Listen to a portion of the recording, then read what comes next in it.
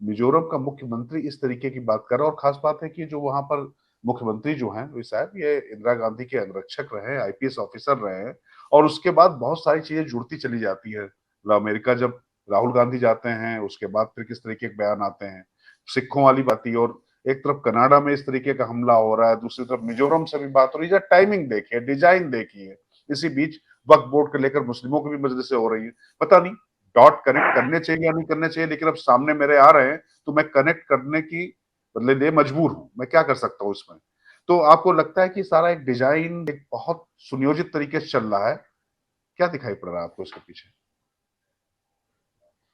Unmute करें राकेश जी। आपने एक एक बात जो कही वो बिल्कुल सही है, टाइमिंग की और डिजाइनिंग की। मैं उस समय पर होम मिनिस्ट्री कर रहा था। हमारे नीलू जी भी काफी पुराने हैं, हमसे भी पुराने गृह मंत्रालय कवर करने वाले हैं।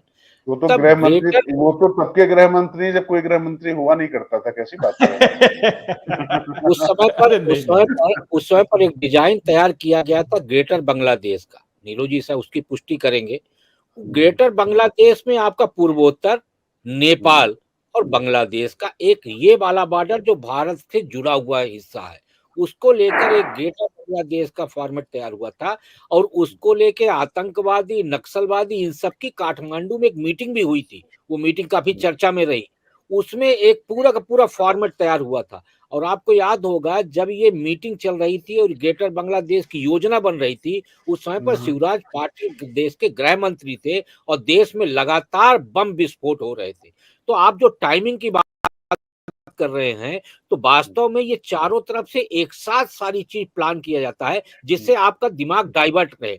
जो कनाडा में हो रहा, बांग्लादेश में हो रहा, इधर नॉर्थ ईस्ट में शुरू हो जाएगा, इधर दिल्ली के स्टेडियम में शुरू हो जाएगा, तो भारत सरकार कहां कहां अपने आप को केंद्रित कर पाएगी?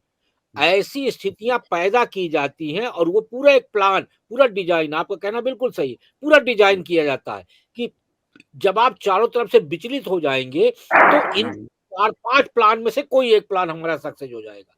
सबसे ताज्जुब की बात यह है कि जब फिलिस्तीन पे हमला होता है तो भारत में पता नहीं कितने लोगों के पेट में मरोड़ आता है। लेकिन जब कनाडा में हमला हुआ, आप हमें एक प्रतिक्रिया बता दीजिए कि भारत में किसी भी राजनीतिक व्यक्ति की एक प्रतिक्रिया सामने आई हो, किसी की नहीं आती।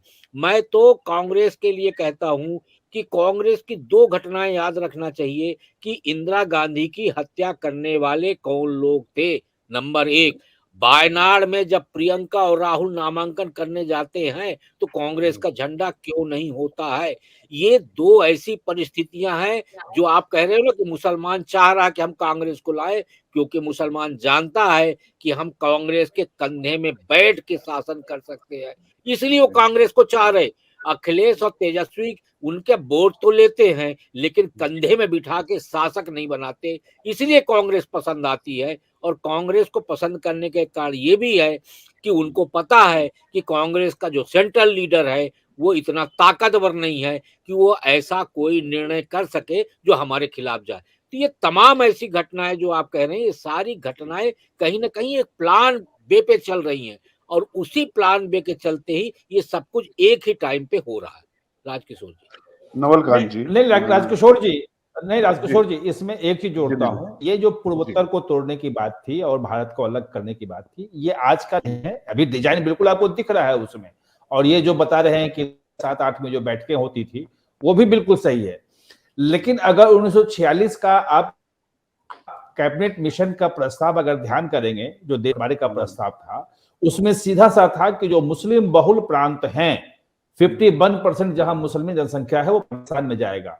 और पूरा बांग्लादेश, मतलब बंगाल, जो उसमें बांग्लादेश और पश्चिम बंगाल शामिल है, वहां 51% से अधिक था। और पूरा चला जाता, वो अगर चला जाता तो पूरा नॉर्थ ईस्ट आपका न था। और फिर जो उनका डिजाइन था कि एक ईसाई कंट्री हम बना लेंगे वहां, वो भी सफल होता।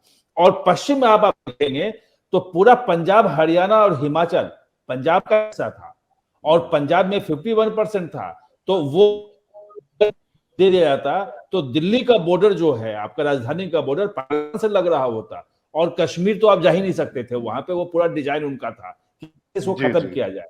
लेकिन वहां मास्टर तारा सिंह आए, यहां भी पश्चिम बंगाल में भी लोगों ने रेसिस्ट किया और वो बच गया। अब भारत इस वक्त इतना मजबूत स्थिति में है कि वो पुराने डिजाइन का आधार को बार बार लोग लागू करने की कोशिश करते हैं, कैसे इंप्लीमेंट करें, कैसे वो लाएं हम पुराना। मुझे नहीं लगता कि वो संभव है। अगर हम सतर्क रहेंगे, अगर हम एकजुट रहेंगे, तो ये सारी डिजाइन फेल हो जाए।